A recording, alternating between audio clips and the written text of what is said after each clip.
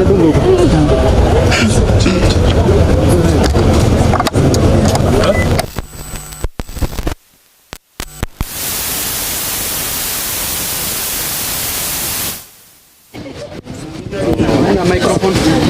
sawa. Hello. Ongeza kidogo tu. Ongeza kidogo tu hiyo. Kidogo tu. Umeconnect eh? Hapo iko sawa.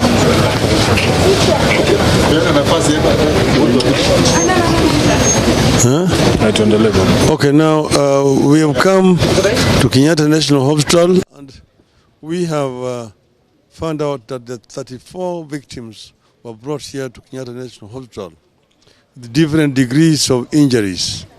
We have seen 22 who are in this particular ward here.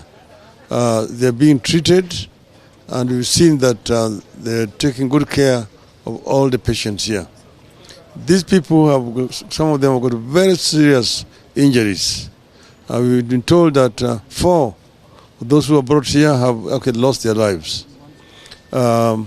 We have made a contribution like we did where we were before of 12,000 shillings for each, 20,000 shillings for each of the victims here. But we're saying that we want the national government to also get involved. Secondly, the issue of the medical bills for the victims here is an issue that needs to be addressed. We have been told that the county government gave a waiver in all those institutions that are under the care of the county government. We want the national government to do the same here, to also waive the bills for all the victims who have been brought to this hospital here. I said it down there, and I want to repeat again, that this is a result of negligence of duty. This is an accident which should not have taken place.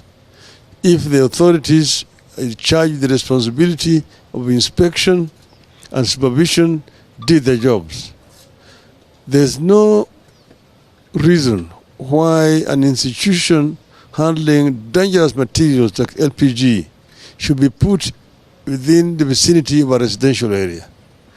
This actually goes against what we call the Factory Inspectorate Act, and this should not have been allowed.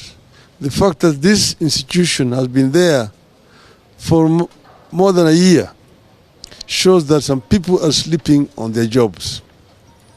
This is something that is very worrying indeed, because you're placing the lives of many Kenyans at risk. And when a thing like this happens, it's when you realize. But we know that there are several other installations around the city of Nairobi and the other part of the country which are similar to what has just caused this disaster here today. We want to tell the government to not to sleep on duty. Officers who have been charged with the responsibility and not doing them, like these ones here, are criminals. And they should be charged in the court of law and put to prison. So we don't want to see what has now become like a normal practice within this government. That's, the culprit says he's surrendering himself. And then he's going to come up with all sorts of excuses. And then he's taken to court. Eventually you see that the DPP is withdrawn the case because there's no evidence. This has become a standard practice in this government. We must condemn it in the strongest terms possible. We don't want the lives of our people to be put at risk because some people are sleeping on their jobs. As Azimio, we condemn what has happened. And we say that this should not be happening in the future. Thank you. Thank you very much. Finally, we have produced 3 million shillings, which we are sharing with all the victims here. And we are urging the national government to come in and also make contributions. Most of these people have lost their livelihoods. So they have also lost their houses. So the government should try to find shelter for these people. I said it there before and I want to repeat again. There's already affordable housing scheme that has been completed. Let these people be the first beneficiaries and tenants of that scheme. So we urge Mr. Ruto to come out and act instead of just shouting at the State House. Thank you very much.